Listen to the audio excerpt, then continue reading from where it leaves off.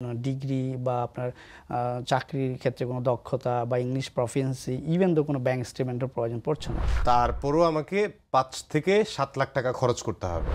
কানাডার ক্ষেত্রে এক এক ধরনের প্রসেস, অস্ট্রেলিয়ার ক্ষেত্রে এক এক ধরনের, ইউএসের ক্ষেত্রে, ইউকের ক্ষেত্রে প্রত্যেকটা দেশেরই আসলে ইমিগ্রেন্ট পলিসি টোটালি ডিফারেন্ট একটা থেকে আরেকটা। ট্রাম্প ক্ষমতায় আসার পর আমার যতটুকু আশা ছিল যে আমি আমেরিকা একটু যদি ঘুরে আসতে পারি তাহলে হয়তো পারবো।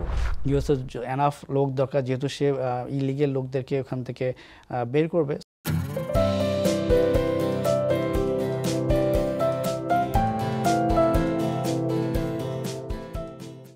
একটি প্রতিবেদনে দেখা গেছে বাংলাদেশের ৫৫% তরুণ বিদেশে পাড়ি জমাতে চান, বিদেশে থাকতে চান বৈধ হয়ে এবং কেউ পড়াশোনা করার জন্য বা স্থায়ীভাবে বসবাসের জন্য।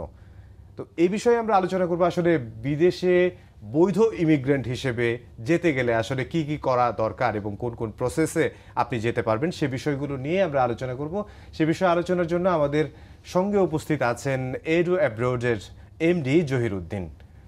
শুরুতেই আমি যে বিষয়টি আপনার কাছ থেকে জানতে চাইব যে আমাদের দেশের তরুণরা দেশের বাইরে পড়াশোনার জন্য বা বৈধ অভিবাসনের জন্য যেতে চাচ্ছেন, আপনারা এর কি সুবিধা দিচ্ছেন, আপনারা কি কাজ করছেন সেই বিষয়গুলো যদি একটু জানাতেন। ধন্যবাদ আপনাকে। বেসিক্যালি আসলে বাংলাদেশ থেকে যারা স্টুডেন্ট ভিসা নিয়ে যেতে চায়, মোস্ট অফ দ্য স্টুডেন্ট 90%-এর বেশি স্টুডেন্ট আসলে সেই দেশে সে পার্মানেন্টলি সেটেল হতে চায়। তো সেটেল হওয়ার আগে তার কিছু প্ল্যানিং থাকে যে আসলে কোন দেশ সহজভাবে স্টুডেন্ট ভিসায় যাওয়ার পরে, পড়াশোনা শেষ করার পরে সহজভাবে তাকে ওই দেশের নাগরিকত্ব দিবে। সেকেন্ডলি চিন্তা করে যে সে আসলে ওখানে কত বছর স্টাডি শেষ করার পরে সে আসলে ওখানে সে নাগরিকত্ব পাবে। আমি যদি বাইরে বৈধ অভিবাসী হতে চাই তাহলে আমার কি কি দরকার, কি কি যোগ্যতা থাকতে হবে? এইটা আসলে নির্ভর করছে আপনি কোন দেশে ইমিগ্রেন্ট হয়ে যেতে চাচ্ছেন। এক একটা দেশে আসলে ইমিগ্রেন্ট ভিসার প্রসেস এবং পলিসি এক এক রকম। আপনাকে আসলে সেটা নিজেই যাচাই করতে হবে যে আপনি কোন দেশে যেতে যাচ্ছেন। কানাডার ক্ষেত্রে এক এক ধরনের প্রসেস, অস্ট্রেলিয়ার ক্ষেত্রে এক এক ধরনের, ইউএসের ক্ষেত্রে, ইউকের ক্ষেত্রে প্রত্যেকটা দেশেরই আসলে ইমিগ্রেন্ট পলিসি টোটালি ডিফারেন্ট একটা থেকে আরেকটা। তো এইটা আপনাকে আসলে যখন আপনি যে দেশে অ্যাপ্লিকেশন করতে চাবেন সেই দেশের ইমিগ্রেশন পলিসি আপনাকে মেনটেন করতে হবে। সবচেয়ে বেশি কোন দেশে যেতে চাচ্ছেন মানুষ? সেই দিক থেকে আমি যদি বলি আসলে ইউএসএ অবশ্যই মানুষের একটা ডিজায়ার কান্ট্রি, বিকজ ইউএসএ আসলে নাগরিকত্ব পেলে অনেক ধরনের সুযোগ সুবিধা আছে। কারণ একজন মানুষ ইউএসএ সিটিজেন হওয়ার পরে সে তার ফ্যামিলি মেম্বার, বাবা মা ভাই বোন সবাইকে নিতে পারছে। তো সেদিক থেকে পৃথিবীর সবচেয়ে কিন্তু ডিজায়ার ইমিগ্রেন্ট কান্ট্রি কিন্তু ইউএসএতে যেতে গেলে কিভাবে যাবে একজন সাধারণ মানুষ যদি যেতে চান? ইমিগ্রেন্ট ভিসা যাওয়ার ক্ষেত্রে অনেক ধরনের ক্যাটাগরি আছে, যেমন আপনি ফ্যামিলি ভিসায় যেতে পারছেন, তারপরে হচ্ছে গিয়ে আপনি ওয়ার্ক ভিসা নিয়ে যেতে পারছেন ইমিগ্রেন্ট ভিসার ক্ষেত্রে। তো এখানে অনেক সময় ওয়ার্ক ভিসার ক্ষেত্রে তিন চারটা ক্যাটাগরি আছে, স্কিল আছে, আনস্কিল আছে, প্রফেশনাল ক্যাটাগরি আছে। সো এটা আপনার সাথে বা আপনার প্রফেশনের সাথে, আপনার ব্যাকগ্রাউন্ডের সাথে আসলে যেটা স্যুট করে আপনি সেটাকে সিলেক্ট করতে পারবেন। সো সেই দিক থেকে ইউএসের EB-3 যে প্রসেসটা সেটা অনেকটা লুক্রেটিভ বলতে পারেন, বিকজ আপনি এই ভিসা ক্যাটাগরিতে অ্যাপ্লিকেশন করার জন্য আপনার আসলে কোনো ডিগ্রি বা আপনার চাকরির ক্ষেত্রে কোনো দক্ষতা বা ইংলিশ প্রফিসিয়েন্সি ইভেন তো কোনো ব্যাংক স্টেটমেন্টের প্রয়োজন পড়ছে না, যার ফলে কিন্তু এনিওয়ান ক্যান অ্যাপ্লাই। সো এইটা অ্যাপ্লিকেশন করাটা অনেকটা ইজি। ব্যাংক স্টেটমেন্টের প্রয়োজন পড়ছে না নাকি? না, টোটাল প্রসেসের ক্ষেত্রেই আপনার এই রিকোয়ারমেন্টসগুলো, যেমন অন্যান্য দেশে কিন্তু আপনি ইমিগ্রেন্ট ভিসায় প্রসেস করার ক্ষেত্রে আপনার এই জিনিসগুলো লাগছে। যেমন আপনাকে আসলে আপনি ফাইন্যান্সিয়ালি সলভেন্ট, ওই দেশে যাওয়ার পরে আপনি নিজেকে একটা পর্যায় পর্যন্ত লাইফ লিড করার জন্য আপনার এনাফ ফান্ড অ্যাভেলেবেল আছে, সেটা আপনাকে প্রমাণ দেখাতে হয়, সেটা ব্যাংক স্টেটমেন্ট দেখাতে লাগছে। পাশাপাশি ইংলিশ প্রফিসিয়েন্সি দরকার পড়ছে। তারপরে আপনি ওই দেশে যে যাবেন আপনি একজন দক্ষ কর্মী, সেটার জন্য আপনাকে একটা জব এক্সপিরিয়েন্স দেখানো লাগছে, বা যে কাজে আপনি যাবেন সেটা একটা দক্ষতা দেখানো লাগছে। সো সেদিক থেকে EB-3-তে আসলে এরকম কোনো রিকোয়ারমেন্টসের কোনো বাইন্ডিংটা নেই। আচ্ছা, EB-3-র ক্ষেত্রে কি কি দরকার আসলে? EB-3 ক্ষেত্রে সবচেয়ে গুরুত্বপূর্ণ হচ্ছে আপনার একজন স্পন্সর, যিনি আপনাকে স্পন্সর করবে। যেমন আমি একটা উদাহরণ দিয়ে যদি বলতে পারি, সেটা হচ্ছে যেমন আপনি ফ্যামিলি ভিসায় যদি ইউএসএতে যান, আপনার জন্য স্পন্সর করছে আপনার ফ্যামিলি মেম্বার। আর EB-3 ক্ষেত্রে আপনাকে স্পন্সর করছেন একজন এমপ্লয়ার, সে আপনার জন্য পিটিশনটা করছে। সো একজন স্পন্সর ম্যানেজ করা একটা আপনার জন্য সবচেয়ে গুরুত্বপূর্ণ এখানে EB-3 প্রসেসের ক্ষেত্রে। এখন আমার তো এমপ্লয়ার কেউ নাই যে আমাকে স্পন্সর করবে। এইটা আপনাকে আসলে খুঁজে বের করতে হবে নিজের ওয়েতে, অথবা ইউএসএতে অনেক কোম্পানি আছেন যারা আসলে স্পন্সর পাওয়ার ক্ষেত্রে অনেক সাপোর্ট করে থাকে। অ্যান্ড পাশাপাশি বাংলাদেশেও এখন অনেক কোম্পানি কাজ করছে, সাথে আমরাও করছি, EV3 নিয়ে কাজ করছি আমরা।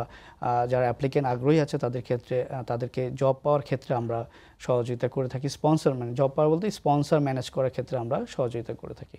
আপনারা স্পন্সর ম্যানেজ করে দিলে আপনারা কেমন টাকা নিচ্ছেন, কত টাকা নিচ্ছেন? আমি শুরুতে বলে রাখি EV3 প্রসেসটা যদিও আপনার এখানে কোনো কিছু প্রয়োজন হয় না, অনেকটা ফ্লেক্সিবল, কিন্তু এটা কিন্তু অবশ্যই একটা এক্সপেন্সিভ একটা প্রসেস। এক্সপেন্সিভ প্রসেস এই কারণে বললাম যে এমপ্লয়ার বা স্পন্সর ম্যানেজ করতে আপনার এমপ্লয়ার কোনো ফাইন্যান্সিয়ালি বেনিফিট এখান থেকে হচ্ছে না, কিন্তু যে এজেন্সিজ বা যে অ্যাটর্নি আপনার জন্য ফাইলটা প্রসেস করছে সেইটার লিগ্যাল ফিসটা কিন্তু অনেক এক্সপেন্সিভ। সেটা কেমন?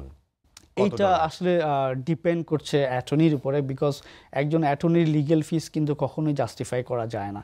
তবে মোস্টলি আমি একটা আইডিয়া দিতে পারি, একজন অ্যাপ্লিকেন্ট বাংলাদেশ থেকে যদি EV3 ভিসায় যেতে চায় সেই ক্ষেত্রে তার লিগ্যাল ফিস অ্যারাউন্ড $20,000 মতো পড়বে। এটা মোরালেস, এটা যেটা ডিপেন্ড করছে বাংলাদেশে কত টাকায় হতে পারে এখন, এটা ডিপেন্ড করছে ডলারের এক্সচেঞ্জ রেটের উপরে। মোটামুটি একটা ধারণা। এখন যদি আমি 122 টাকা বা 24 টাকা করে ধরি তাহলে অ্যাপ্রক্সিমেটলি তো প্রায় 24 লাখ টাকার মতো পড়ছে। তার মানে এখন আমি যদি বাইরে যেতে চাই আমার টাকাও দরকার, ইউএসএ তে যাব, আমি টাকা ছাড়া যে চলে যাব স্পন্সর ম্যানেজ করে বা অন্য কোনোভাবে, সেটা আসলে সম্ভব না। স্পন্সর ম্যানেজ যদি আপনি নিজে করতে পারেন, আপনি যদি আপনার একজন অ্যাটর্নিকে নিয়োগ করেন, সেই ক্ষেত্রে অ্যাটর্নি তো কখনোই আপনাকে ফ্রি অফ কস্টে কাজ করবেন, তো সেই তো অবশ্যই আপনাকে এখানে ভালো একটা লিগ্যাল অ্যামাউন্ট দিতে হবে। রাইট। প্রসেস সম্পর্কে যদি একটু বলতেন। EV3 প্রসেসটা এখানেই একটু লুক্রেটিভ, কারণ হচ্ছে কি আপনি পৃথিবীর অন্যান্য দেশে যেখানে ইমিগ্রেন্ট ভিসা অ্যাপ্লিকেশন করছেন আপনি কিন্তু জানছেন না যে আপনার আসলে এই কেসটা ফাইনালি শেষ লাস্ট স্টেজে গিয়ে সাকসেসফুল হবেন কি না। কিন্তু EV3 সেখানে একটু ডিফারেন্ট, বিকজ আপনার এখানে যে 3টা স্টেপ আছে বা ধাপ আছে EV3 ভিসা প্রসেস করার ক্ষেত্রে, প্রথম ধাপটা আপনি যখন ক্রস করবেন তাহলে মোটামুটি আপনি একটা অ্যানসিউরিটি পেয়ে যাচ্ছেন যে আপনার ভিসা হওয়ার ক্ষেত্রে সম্ভাবনা অনেক বেড়ে যায়। যেমন আমি যদি একটা উদাহরণ দিয়ে বলি, আপনি কানাডার ক্ষেত্রে আপনি যেখানে PNP দিয়ে বা আপনি ইমিগ্রেশন ভিসা আপনি করছেন পয়েন্ট বেস সিস্টেমে, আপনি কিন্তু লাস্ট স্টেজ যাওয়া পর্যন্ত কিন্তু আপনি অ্যানশিওর হতে পারছেন না যে আপনি আসলে কানাডাতে যেতে পারবেন কিনা। কিন্তু ইউএসএর ক্ষেত্রে আপনার যে প্রথম ধাপটা লেবার সার্টিফিকেশন, সেইটা অ্যাপ্রুভ হওয়ার পরে যখন আপনার এমপ্লয়ার আপনার জন্য ইমিগ্রেশন পিটিশনটা করে, সেই পিটিশনটা অ্যাপ্রুভাল হয়ে গেলেই আপনার কিন্তু মোটামুটি প্রিটি মাচ আপনি কিন্তু শিওর থাকেন যে আপনি today or tomorrow once you get the appointment date then আপনি ইউএসএতে যেতে পারছেন। এই যে প্রসেসটা, এতটুকুর জন্য কত খরচ হতে পারে একজন মানুষের? এইটা $5,000 থেকে $6,000 খরচ হতে পারে আপনার লেবার সার্টিফিকেশন অ্যাপ্রুভ হওয়া পর্যন্ত, আর সময় লাগবে আপনার 12 থেকে 14 মাস সময় লাগবে। তারপরও আমাকে 5 থেকে 7 লাখ টাকা খরচ করতে হবে জি, এইটা জানার জন্য যে আমি আসলে ইনসিউরিটি পাওয়ার জন্য যে আমি যেতে পারবো কি পারবো না, তাই তো? জি জি। আচ্ছা, এর পরের যে ধাপটা আছে তখন আবার আমাকে অ্যাটর্নির ফি সহ আমাকে দিতে হবে। গভর্নমেন্ট ফিজও আছে, অ্যাটর্নি ফিজও আছে। এটা 14 মাসের মতো সময় লাগবে। জি। পরের প্রসেসটা করতে কতদিন সময় লাগবে? পরের প্রসেসটা হচ্ছে আপনি ইমিগ্রেশন পিটিশন বা যেটাকে I-140 বলা হয়ে থাকে, সেটা আপনার ডিপেন্ড করছে আপনি কত টাকা পে করছেন সরকারকে। এখানে 2টা ওয়ে আছে প্রসেস করার, একটা হচ্ছে আপনার রেগুলার প্রসেস আর একটা হচ্ছে প্রিমিয়াম প্রসেস। সো রেগুলার প্রসেসটা যদি আপনি পে করেন, এটা আপনার সময় লাগবে অনেক, 8 থেকে 10 মাস সময় লাগবে, যেটা ফিটা অনেক কম। আর যদি আপনি প্রিমিয়াম প্রসেসে যান সেটার ফিসটা অনেক বেশি, কিন্তু সেটা আপনি আফটার সাবমিশন 2 উইকসের মধ্যে রেজাল্টটা পেয়ে যাচ্ছেন। টোটাল প্রসেসে আমার কত দিন সময় লাগবে? 14 মাস। টোটাল স্ট্যান্ডার্ড টাইম যদি ধরি আমি EV3 total entire journey, it will take around 20 to 22 months to complete the process, but rest of the সময়টা হচ্ছে আপনার লাগছে এম্বাসি অ্যাপয়েন্টমেন্ট ডেট স্কেজুলের জন্য। সো এটা একটা লং টাইম জার্নি বলতে পারেন, লং জার্নি, 3 থেকে 4 বছরের একটা জার্নি আপনাকে EV3 প্রসেস করার আগে মাথায় রাখতে হবে। ট্রাম্প ক্ষমতায় আসার পর আমার যতটুকু আশা ছিল যে আমি আমেরিকা একটু যদি ঘুরে আসতে পারি তাহলে হয়তো পারবো। ডোনাল্ড ট্রাম্প আসলে কখনোই কিন্তু লিগেল ইমিগ্রেন্ট বা লিগেল অ্যাপ্লিকেন্টদেরকে কখনোই সে ডিমোটিভেট করে না, সে আসলে মোস্ট ওয়েলকাম জানাচ্ছে লিগেল যারা ওই দেশে আসতে চায় তাদের ক্ষেত্রে। অবৈধ ইমিগ্রেন্টদের জন্য তিনি অসুবিধার কারণ, ভয়ের কারণ, জি। সেটি আপনি বলতে চাচ্ছিলেন। এই যে 5 থেকে 7 লাখ টাকা আমার শুরুতে দিতে হচ্ছে, এইটার জন্য আমি আপনার কাছে কেন যাব? এবং এই যে প্রসেসটা আছে, এই প্রসেসটায় আপনার কাছে আমি কেন যাব? আপনি কতটুকু বিশ্বস্ত? এবং কে বিশ্বস্ত, কে অবিশ্বস্ত, সেটা জানার উপায়টা আসলে কি? আচ্ছা, এটা খুব ভালো একটা কোয়েশ্চেন। আপনি চাইলে আপনি ইউএসএতে ডিরেক্ট একজন অ্যাটর্নির মাধ্যমে প্রসেস করতে পারেন। তো একজন অ্যাটর্নির সাথে আপনি প্রসেস করলে আপনি কিন্তু একটা লিগ্যাল প্রসেস মেনটেন করতে হচ্ছে। বিকজ বাংলাদেশ থেকে আপনি যখন একজন অ্যাটর্নিকে হায়ার করবেন, আপনি কিন্তু তার সাথে ডিরেক্ট কমিউনিকেশন করার সুযোগ পাচ্ছেন না, অ্যাকসেপ্ট ইমেল। সো আপনি কিন্তু একটা ইমেলের উপরে আপনাকে এখানে নির্ভরতা কাজ করছে। সো বাংলাদেশের পার্সপেক্টিভ থেকে অনেকে কিন্তু এটার ব্যাপারে অনেকটা ডাউট ফিল করে যে আমি একজন অ্যাটর্নিকে জানি না, আমি তাকে প্রপারলি চিনি না, জাস্ট একটি ইমেল এবং একটা ওয়েবসাইটের উপর বেস করে আমরা এখানে তাদেরকে পেমেন্ট করে দিলাম, এটা কতটুকু আসলে স্বচ্ছতা আছে। তো সেই দিক থেকে আমরা বাংলাদেশে অলরেডি 17 বছর ধরে কাজ করছি স্টুডেন্ট ভিসা সেক্টর নিয়ে, এবং ইমিগ্রেন্ট ভিসা নিয়ে কাজ করছি 2018 থেকে। এবং ইউএসএতে আমরা যে এজেন্সিগুলোর সাথে কাজ করছি আমরা অথরাইজড। সো সেই দিক থেকে আমরা বর্তমানে অনেক অ্যাপ্লিকেন্ট নিয়ে কাজ করছি। সেদিক থেকে ট্রাস্টের ইস্যুটা যদি বলেন, যেহেতু আমরা অনেক অ্যাপ্লিকেন্ট নিয়ে কাজ করছি এবং অলরেডি অনেক অ্যাপ্লিকেন্ট আমাদের মাধ্যমে গিয়েছে, সো সেই দিক থেকে বিশ্বাসের দিক থেকে অবশ্যই মানুষের আস্থা আছে, বিধায়ী মানুষ আমাদের মাধ্যমে প্রসেস করছে। না, আস্থা থাকলে করবে, সেটা তো নিশ্চয়ই। আমি আপনার কাছে যেতে চাই না, আমি অন্য কারো কাছে যেতে চাই। আচ্ছা। তাহলে আমি কোন দিকটা দেখব যে এই বিষয়গুলো দেখলে, ক্লিয়ার থাকলে আমি বুঝবো যে হ্যাঁ, স্বচ্ছতা আছে, এটা ঠিক আছে? আচ্ছা, ইবিথির প্রসেসটার ক্ষেত্রে আমি একটা জিনিস আপনাকে বলি, এটা কিন্তু একটা ট্রান্সপারেন্ট একটা প্রসেস। আপনি যে প্রথমে যে পেমেন্টটা করছেন, করার পরে আপনার ফাইলটা অ্যাপ্লিকেশন প্রসেস হচ্ছে কিনা, আপনি কিন্তু প্রসেস সাবমিশন করার পরে আপনার একটা কেস নাম্বার ক্রিয়েট হচ্ছে। আপনি কিন্তু সেটা শুরুতেই কিন্তু যাচাই করে ফেলতে পারছেন আপনার নিজের মোবাইল থেকে ট্র্যাকিং করেই, যে এখানে প্রত্যেকটা ইউএসএ এম্বাসির ওয়েবসাইটে গিয়ে, I-140 ইমিগ্রেশন পিটিশনের ওয়েবসাইটে গিয়ে, প্লাস লেবার সার্টিফিকেশনের ওয়েবসাইটে গিয়েও আপনি কিন্তু চাইলে আপনার কেসটা চেক করতে পারছেন। সো এখানে একটা ট্রান্সপারেন্সির ব্যাপার আছে। আর সেকেন্ডলি হচ্ছে আমরা যেটা করছি, আমরা ইউএসএ যে এজেন্সিগুলো এমপ্লয়ারের অথরাইজ এজেন্সি, সেই অথরাইজ এজেন্সির সাথে আমাদের এগ্রিমেন্ট আছে, এবং আমরা তাদের অথরাইজ এজেন্সি ফ্রম বাংলাদেশ। না, এটা আপনাদের কথা বলছেন। আমি আপনার কাছে যদি না যাই, আমি যদি অন্য কারো কাছে যাই, তাদের বিজনেসের স্ট্র্যাটেজিটা কি, সেটা অবশ্যই আপনি একটা যাচাই করতে পারেন। কারণ একটা কোম্পানিতে আপনি এতগুলো টাকা দেবেন, অবশ্যই সেটা দেওয়ার আগে আপনার সেই কোম্পানি সম্পর্কে কিছুটা যাচাই করা অবশ্যই উচিত। এখন এই 5-7 লাখ টাকা দিয়ে আমি যখন শুরুতে অ্যাপ্লাই করব, তখন যদি সেটা রিজেক্ট হয়ে যায়, তাহলে তো 5-7 লাখ টাকার মধ্যেই গেল। আর এর পরে যদি 4 বছর পরে যে আমি টোটাল আমার খরচ হবে হয়তো 25 থেকে 30 লাখ টাকা, জি। সেইখানে যে যদি আমাকে রিজেক্ট করে দেয়, তাহলে আমার করণীয় কি? আমি কি টাকা ফেরত পাবো, বা আমার কি ওয়েস্ট অফ টাইম হবে, কি হবে? না, আসলে ব্যাপারটা এরকম না। ইবি3 প্রসেসের ক্ষেত্রে আপনি প্রথমে যেটা বললাম যে লেবার সার্টিফিকেশন এবং ইমিগ্রেশন পিটিশন অ্যাপ্রুভাল হওয়ার পরে আপনার ভিসা রিজেকশন হওয়ার আসলে কোনো তেমন একটা সুযোগ নাই। যদি আপনি ইউএসএ অ্যাম্বাসিতে কোনো ক্রিমিনাল হিস্ট্রি না থাকে, আপনার ডকুমেন্ট সব কিছু ওকে থাকে, আপনার যিনি স্পন্সর বা এমপ্লয়ার যে আপনাকে স্পন্সর করেছেন তার কোম্পানি যদি প্রোফাইল ঠিক থাকে, তাহলে আপনি অবশ্যই আপনি ভিসা পাবেন। সেক্ষেত্রে ইউএসএ অ্যাম্বাসি থেকে ভিসা রিজেকশন হওয়ার কোনো সম্ভাবনাই নেই। যদি হয় আর কি, তাহলে কি হবে? ক্রিমিনাল হিস্ট্রি যদি আপনার ক্লিয়ারেন্স না থাকে, তাহলে কিন্তু আপনি ইমিগ্রেন্ট ভিসা পাবেন না, সেটা যে কোনো ক্যাটাগরিতে হোক না কেন। সেটা ইবি3 জন্যও না, সেটা ফ্যামিলি ভিসার ক্ষেত্রেও না। সো আপনি যদি নিজে জানেন যে আপনার ক্রিমিনাল হিস্ট্রি আছে, সেক্ষেত্রে আপনি না অ্যাপ্লিকেশন করাটাই আমি মনে করি বেস্ট। আমি অবৈধভাবে যদি ইউএসএতে যাই, সেইখান থেকে যদি আমি ইবি3তে অ্যাপ্লাই করি বৈধ ইমিগ্রেন্ট হওয়ার জন্য, সেটা কি পসিবল কিনা? হ্যাঁ, সেটাও পসিবল। আপনি যদি ডকুমেন্টেড হয়ে থাকেন ইউএসএতে অলরেডি, আপনি ইলিগেলভাবে বলতে আসলে এখানে দুটো জিনিস, একটা হচ্ছে টোটালি ডকুমেন্টেড ছাড়া, আর হচ্ছে আপনার ডকুমেন্টেড। তো যারা অনেকে যায় অবৈধভাবে ইউএসএতে যায়, তারা ওখানে গিয়ে একটা পিটিশন করে, সেটাকে বলা হয় এসাইলাম কেস। তো ওই কেসটা করার পরে আপনি একটা ডকুমেন্টস পাচ্ছেন, সেই ডকুমেন্টসের উপর বেস করে আপনি চাইলে কিন্তু আবার ইবি3তেও কনভার্ট করতে পারবেন, সেটা একটা প্রক্রিয়া আছে। সেম প্রসেস, আপনাকে একজন স্পন্সর ম্যানেজ করতে হবে, যিনি আপনাকে স্পন্সর করবে সেটা অবশ্যই একজন এমপ্লয়ার।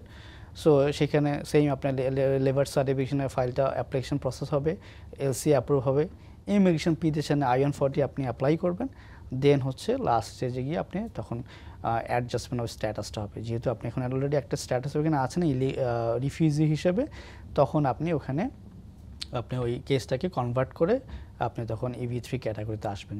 সৌদি আরব থেকে আরো বেশ কয়েকটা দেশ থেকে আপনারা পাঠিয়েছেন। এ পর্যন্ত বাংলাদেশ থেকে তো কতজন পাঠিয়েছেন? আমাদের বাংলাদেশ থেকে পর্যন্ত 7 জন ফ্যামিলি গিয়েছে সাকসেসফুলি, অলরেডি ইউএসএতেই আছেন তারা। আর মিড অফ দ্য এখন প্রসেস মোর দ্যান 300 অ্যাপ্লিকেন্টস বিভিন্ন স্টেজে আছেন। বাইরে থেকে, বাইরের দেশগুলো থেকে? বাইরে থেকে, হ্যাঁ, সৌদি আরব থেকে, কাতার থেকে, সাউথ আফ্রিকা থেকেও আমাদের এখানে প্রসেস চলছে। আচ্ছা, তাহলে আমেরিকা থেকে যদি আপনাদের মাধ্যমে কেউ বৈধ ইমিগ্রেন্ট হতে চায় সেটা কি পসিবল? যারা ইউএসএতে থাকে ওইখান থেকে যে প্রসেসের অ্যাডজাস্টমেন্ট স্ট্যাটাসটা এইটা একটু এক্সপেন্সিভ কম্পারেটিভলি আপনার যারা দেশের ইউএসএর বাইরে থেকে প্রসেস করে তাদের জন্য। এখন সেটা আপনি আমার মাধ্যমে করেন, আর আপনি আরেকজন অ্যাটর্নির মাধ্যমেই করেন, বা আরেকটা এজেন্সির মাধ্যমেই করেন। আচ্ছা, অ্যাজাইলাম তো অনেকেই চেয়েছে এবং অবৈধ ইমিগ্রেন্ট যারা আছে তাদেরকে অ্যারেস্টও করছে। আগে তো গির্জায় গেলে থাকলে কেউ ধরা হতো না, স্কুলে থাকলে ধরা হতো না, এখন তো সব জায়গায় সেটা চলছে। তাহলে কি সেই প্রসেসটা করা সম্ভব কিনা? হ্যাঁ, আপনি যখন প্রসেস শুরু করবেন এলসি অ্যাপ্রুভ হওয়া পর্যন্ত আপনার কিন্তু একটা রিস্ক একটা কাজ করবে, কারণ এলসির সাথে কিন্তু ইমিগ্রেশনের কোনো কানেকশন নাই। এলসি হচ্ছে আসলে বেসিক্যালি লেবার মিনিস্ট্রি থেকে একটা পারমিশন। আপনি ওইখানে এমপ্লয়ার আপনার জন্য লেবার মিনিস্ট্রি থেকে একটা পারমিশন চাচ্ছে, সেটা একটা আলাদা জিনিস। আর এলসি অ্যাপ্রুভ হওয়ার পরে যখন এমপ্লয়ার আপনার জন্য পিটিশন অ্যাপ্লাই করে ইমিগ্রেশনে, সেটা হচ্ছে কি I-140। সো ওইটা সাবমিশন না হওয়া পর্যন্ত কিন্তু আসলে আপনার ইমিগ্রেশন কোনো কিন্তু পেপারস থাকছে না। সো আলটিমেটলি আপনাকে কিন্তু ওই সময় পর্যন্ত আপনাকে ডেফিনেটলি সিকিউর থাকতে হবে বা সেফ থাকতে হবে ইউএসএ থেকে যদি আপনি অ্যাপ্লিকেশন করেন। আপনাকে অসংখ্য ধন্যবাদ আমাদেরকে সময় দেওয়ার জন্য। আপনাকে অসংখ্য ধন্যবাদ আমাকে এই প্রোগ্রামে ইনভাইট করার জন্য। দর্শক, আমরা আজকে আলোচনা করলাম ইউএস এর ভিসা নিয়ে। বেসিক্যালি অনেক আলোচনা হয়েছে EB3 ক্যাটাগরিতে কিভাবে আসলে বৈধ ইমিগ্রেন্ট হিসেবে ইউএসএতে যাওয়া যায়, সেই বিষয়গুলো নিয়ে আমরা আলোচনা করলাম। আমাদের সঙ্গে উপস্থিত ছিলেন এডো অ্যাব্রোডের MD জহিরুদ্দিন। আবার অন্য কোনো সময় আপনাদের সঙ্গে অন্য কোনো দেশে বা ইউএসএতেও আসলে আপনারা যদি যেতে চান তাহলে কিভাবে যাবেন, কোন প্রসেসে যাবেন, সে বিষয়গুলো নিয়ে আপনাদেরকে জানানোর চেষ্টা করব। আপনারাও আমাদের সঙ্গে থাকবেন এবং আমরা আশা করছি যে আপনারা আমাদের এই অনুষ্ঠান দেখে উপকৃত হবেন। অসংখ্য ধন্যবাদ।